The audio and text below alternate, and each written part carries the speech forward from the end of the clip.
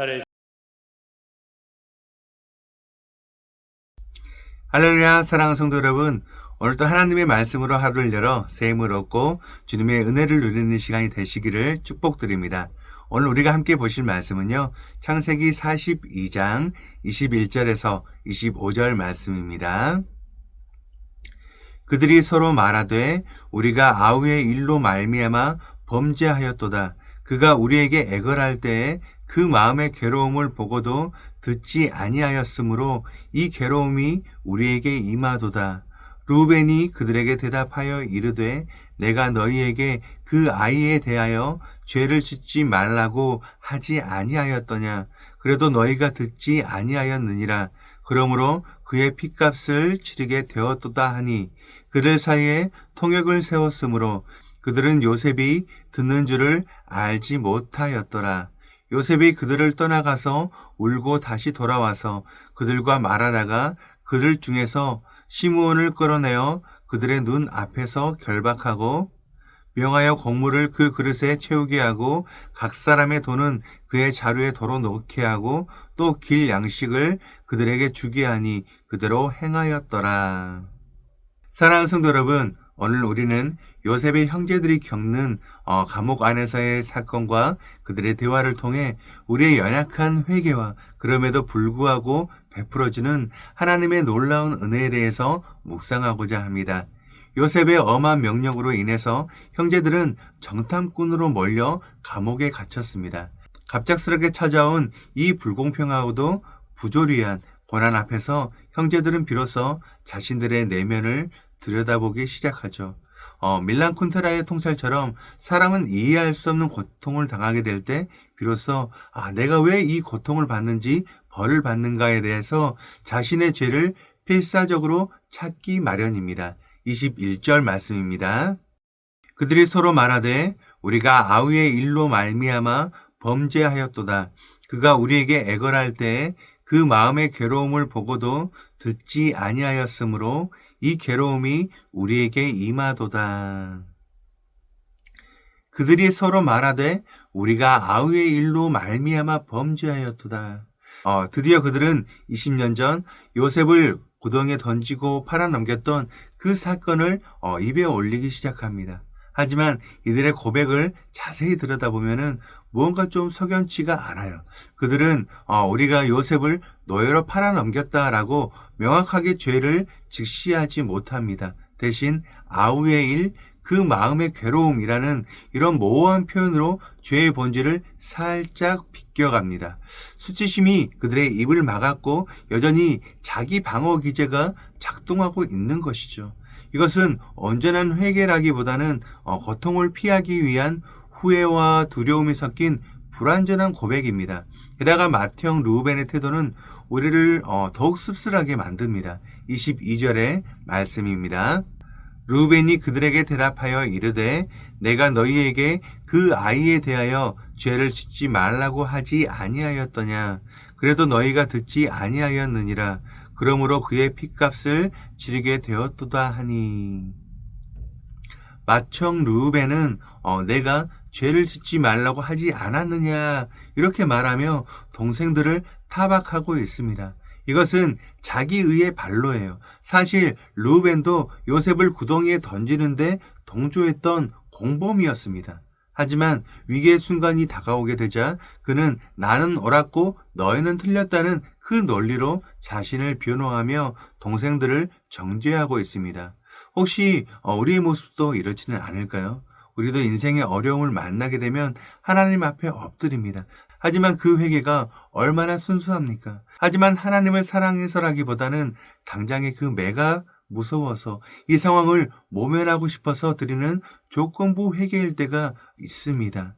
죄를 고백한다고 말을 하면서도 어쩔 수 없었습니다. 상황이 그랬어요 라며 핑계를 섞습니다. 때로는 루벤처럼 나는 저 사람보다 낫지라며 다른 지체의 허물을 딛고 나의 의로움을 증명하려고 합니다. 우리는 이 땅을 살아가는 동안 영적인 절름발이와도 같아서 완벽한 회개도 완벽한 순종도 할 수 없는 연약한 존재들입니다. 그렇다면 사랑하는 성도 여러분, 이 10%의 진실과 90%의 자기 변명이 섞인 형편없어 보일 수도 있는 회개 앞에 하나님은 어떻게 반응을 하실까요? 여기서 우리는 오늘 본문을 통해 복음을 보게 됩니다. 24절 말씀입니다. 요셉이 그들을 떠나가서 울고 다시 돌아와서 그들과 말하다가 그들 중에 시므온을 끌어내어 그들의 눈앞에서 결박하고. 말씀을 보시면은 요셉이 그들을 떠나가서 울고라고 말을 하고 있습니다. 요셉은 형제들의 대화를 다 듣고 있었습니다. 그들의 회개가 불완전하다는 것도, 루벤이 거짓된 자기 의를 내세우고 있다는 것도 다 알았습니다. 팩트로만 따진다면은 요셉은 그들을 더 몰아세워야 했습니다. 그게 무슨 회개입니까? 똑바로 말하십시오. 이렇게 호통쳐야 했습니다. 하지만 요셉은 눈물을 흘립니다. 왜 울었을까요? 형들이 자기 아픔을 조금이라도 기억해 준다는 그 사실이 비록 부족하지만은 양심의 가책을 느끼고 있다는 그 작은 몸부림이 요셉의 마음을 울린 것입니다. 요셉의 눈물은 심판자의 눈물이 아니라 상처 입은 치유자의 눈물이요, 용서자가 흘리는 긍휼의 눈물입니다. 이 요셉의 눈물은 바로 우리 구주 예수 그리스도의 십자가의 사랑을 예표해요. 많은 성도님들께서는 오해합니다. 내가 완벽하게 회개를 해야만 하나님이 용서를 해주실 거야. 눈물 콧물을 다 쏟으면서 죄를 하나도 빠짐없이 토설을 해야 구원을 받을 수 있어. 그렇게 생각을 하죠. 아닙니다. 만약 하나님께서 우리의 완벽한 회개를 조건으로 용서를 하신다면 이 세상에 구원받을 수 있는 사람은 단 한 명도 없습니다. 우리의 회개는 늘 찌꺼기가 남고 우리의 은은 늘 더러운 옷과도 같기 때문입니다. 하지만 하나님은 우리의 행위나 회개의 질을 보시고 우리를 받으시는 것이 아닙니다. 하나님은 우리를 덮고 있는 예수 그리스도의 의를 보십니다. 우리가 믿음으로 나아갈 때 그리스도의 의가 우리에게 전가가 되는 것이죠. 예수님이 십자가에서 흘리신 보혈은 우리의 불완전한 회개, 어설픈 순종, 루벤과 같은 자기의 의마저도 덮어버리는 능력이 됩니다. 우리가 하나님 잘못했습니다 이렇게 작게 읊조릴 때 주님은 그 속에 섞인 불순물은 십자가로 걸러내 주시고 그 안에 담긴 작은 중심만을 보시며 기뻐하십니다. 그리고 요셉이 형들의 자루에 곡식을 채우고 돈까지 도로 넣어 주었듯이 우리가 구한 것보다 더 넘치는 은혜로 우리의 삶을 채워주십니다. 이것이 복음입니다. 우리는 자격이 없으나 우리를 위해 우시는 예수님의 그 눈물이 우리를 살게 하십니다. 사랑하는 성도 여러분, 우리의 어떠함보다 크신 하나님의 사랑이 오늘 이 시간도 우리를 감싸고 있으십니다. 요셉의 눈물 속에 담긴 그 넉넉한 은혜를 기억하며 오늘 말씀을 믿음으로 받는 성도는 그럼 어떻게 살아가야 할까요? 첫 번째입니다. 완벽한 회개의 강박을 버리고 있는 모습 그대로 나아갑니다. 죄책감에 시달리며 나는 멀었어. 하나님이 나를 안 받으실 거야. 이렇게 생각하지 마십시오. 사탄은 우리의 부족한 회개를 참수하지만 주님은 우리의 마음의 중심을 보십니다. 형들의 투박한 그 고백에도 감동해서 눈물을 흘렸던 그 요셉처럼 주님은 여러분의 작은 신음까지도 귀를 기울이십니다. 예수 그리스도의 십자가 공로만을 의지하며 은혜의 보좌 앞으로 담대히 나아가시길 바랍니다. 두 번째입니다.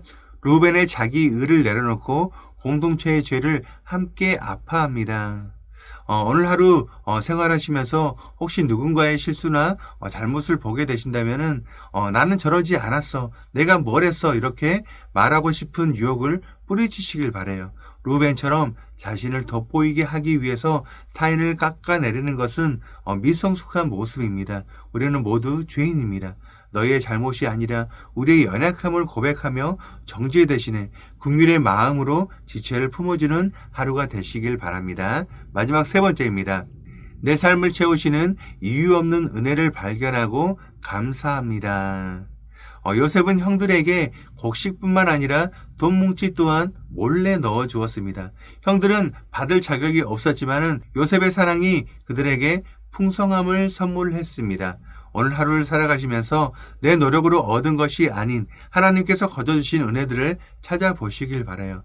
맑은 고기와 건강, 가족, 그리고 구원의 기쁨까지 자격 없는 자에게 베풀어 주시는 하나님의 일방적인 호의에 깊이 감사를 드리는 하루가 되시기를 바랍니다.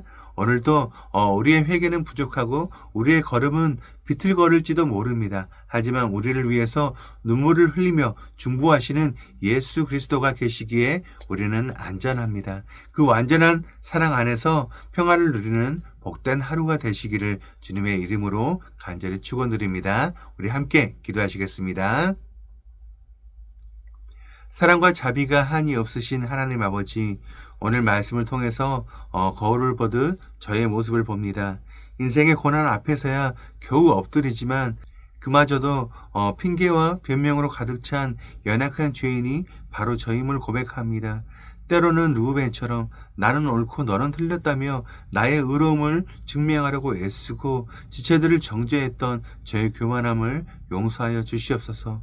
그럼에도 불구하고 감사한 것은 형들의 어설픈 고백을 들으시며 눈물을 흘렸던 요셉처럼 우리 주님께서도 우리의 작은 신음과 부족한 회개를 외면치 않으시고 받아주신다는 사실입니다. 주님, 저의 눈물이 부족할 때 주님의 피 묻은 눈물이 나를 덮어주심을 믿습니다. 저의 회개가 온전치 못할 때 주님의 완전한 의가 나를 감싸주심을 믿습니다. 오늘 하루 그 십자가의 사랑을 의지하며 죄책감과 두려움에서 벗어나게 하여 주시옵소서. 나의 의를 자랑하기보다는 타인의 연약함을 덮어주는 하루가 되게 하시고 자격 없는 자에게 곡식과 돈을 채워준 요셉의 은혜처럼 오늘 내 삶에 부어주시는 하나님의 넘치는 사랑을 발견하며 감사하는 복된 날이 되게 하여 주시옵소서. 나의 부족함을 완전함으로 바꿔주시는 예수 그리스도의 이름으로 기도드립니다. 아멘. 오늘 우리가 함께 기도할 도구기도 제목은 울산 복음화와 분립 개척을 위하여입니다. 첫 번째, 울산 복음화를 위하여 영혼을 사랑하는 마음과 뜨거운 열정으로 전도하여 울산 복음화를 위해 귀하게 쓰임받는 우리 교회가 되도록 기도하시기 바랍니다. 두 번째, 분립 개척을 위하여 교회의 존재 이유가 하나님 나라 확장에 있음을 깨닫고 교회 개척이 교회의 책임임을 인식하여 기쁨으로 분립 개척을 이루어 나가도록 기도하시기 바랍니다. 이어서 육신의 질병으로 고통받고 있는 교회 식구들, 경제적 어려움을 겪는 식구들, 타지와 타국에 있는 식구들, 우리 교회 다음 세대를 위해서 기도하시고 나라와 민족을 위해서 한국교회와 세계선교를 위해서 기도하시기 바랍니다. 그리고 안식월 중이신 우리 담임 목사님께서 일정 가운데 하나님의 강건케 하심과 재충전의 은혜가 풍성하도록 기도하시기 바랍니다. 끝으로 오늘도 주님과 깊이 교제하시는 하루가 되길 소망하며 각자의 기도 제목을 놓고 기도하시겠습니다.